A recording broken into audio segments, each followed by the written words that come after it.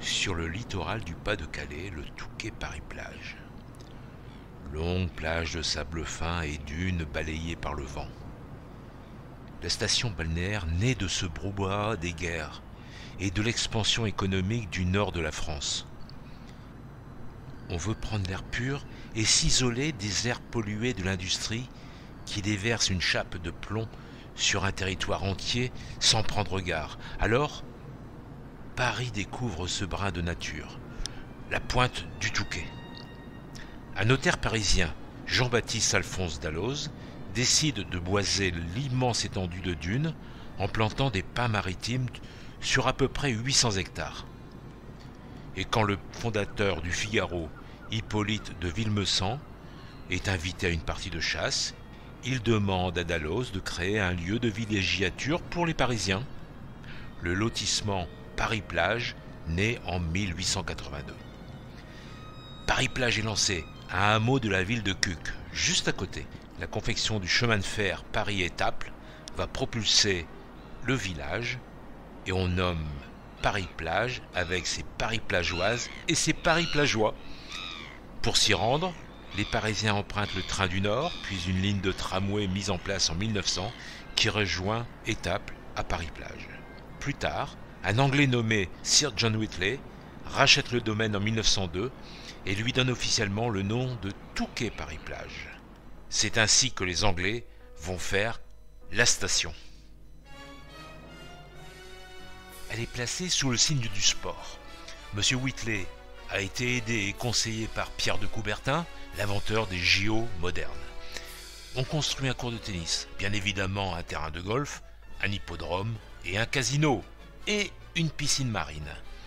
C'est la belle époque florissante. Les Anglais débarquent pour un week-end ou pour s'y installer. On construit de belles maisons dont certaines sont signées de l'architecte touquetois Louis Quetelard. Dans les années 1960, des gros avions ouvrent leurs soutes et des automobiles anglaises et de belles vieilles Rolls-Royce foulent le sol du Touquet Paris-Plage. La situation de la station fait du bien aux poumons et les embruns brunissent la peau. Maxence van der Merch est un homme du Nord et est resté dans le Nord. Il vient goûter au climat du Touquet pour se retirer et se soigner au grand air. C'est un écrivain qui décrit la condition sociale des gens qui travaillent dans les usines, qui font l'honneur économique de la France pendant un siècle, malgré un travail très pénible.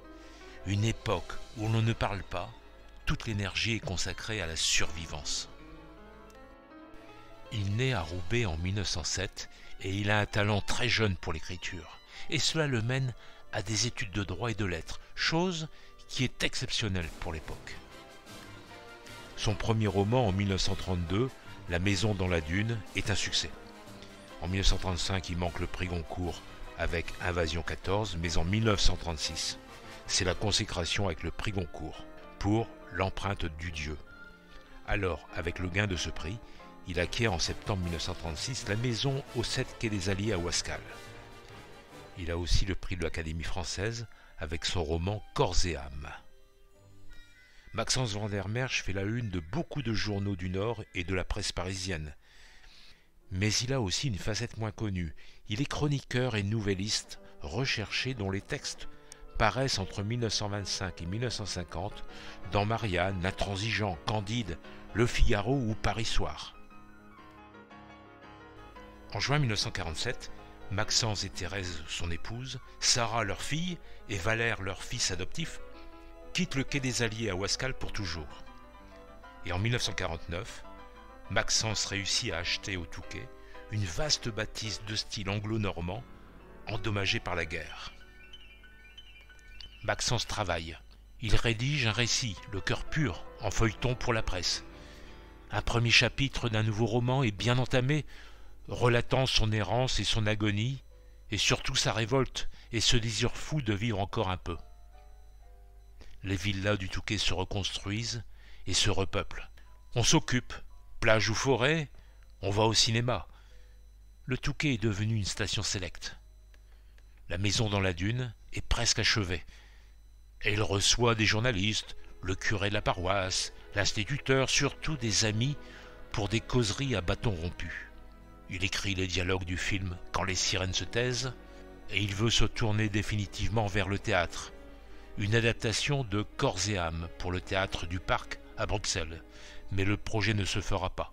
Il rencontre des soucis car les scénarios qu'il a écrits ne conviennent pas. Il se fâche, œuvre complètement défigurée. Le projet n'aboutit pas. Maxence livre ses derniers combats. Il est emporté par une affection pulmonaire, la tuberculose, à seulement 43 ans.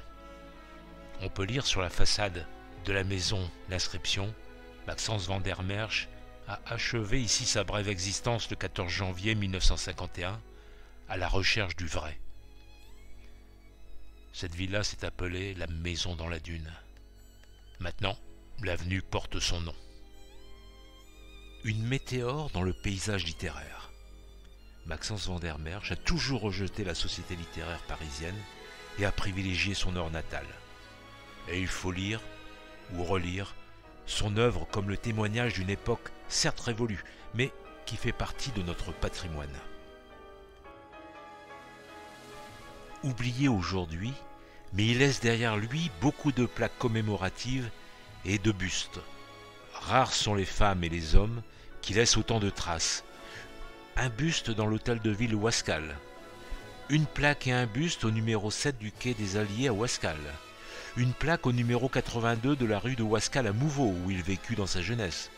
Au numéro 62 de la rue de l'Épeule à Roubaix, où il passa les années 1912 à 1924. À l'école roubaisienne Condorcet de la rue Brézin, où il usa ses fonds de culotte. Et celle du Touquet Paris-Plage.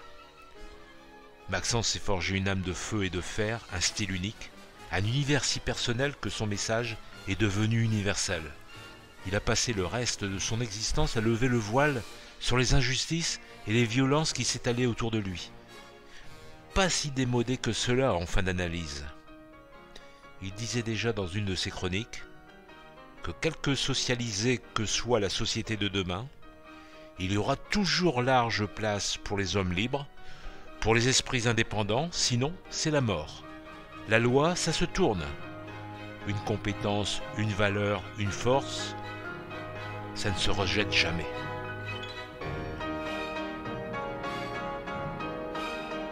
Je vous remercie de votre écoute.